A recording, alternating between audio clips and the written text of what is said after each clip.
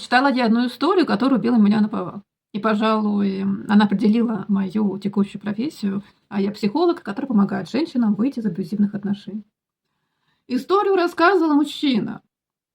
Он захотел покушать куриный супчик из нормальной курицы, а не из тех богомерзких тушек, которые продают в магазинах.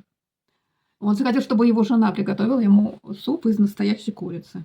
И он притащил ей домой просто труп курицы, не ощипанный, не распотрошенный.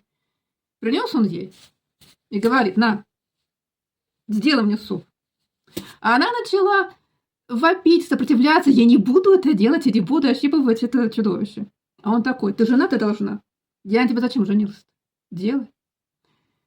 Я сейчас уйду из дома, а когда вернусь, чтобы суп был готов.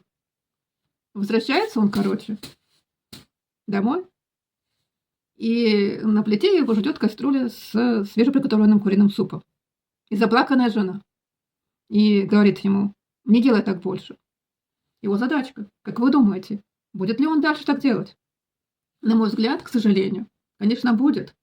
Потому что она один раз ему поддалась.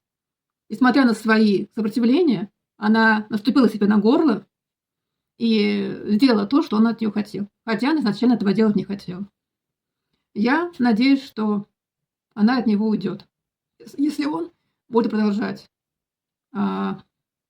заставлять ее: ты жена, ты должна.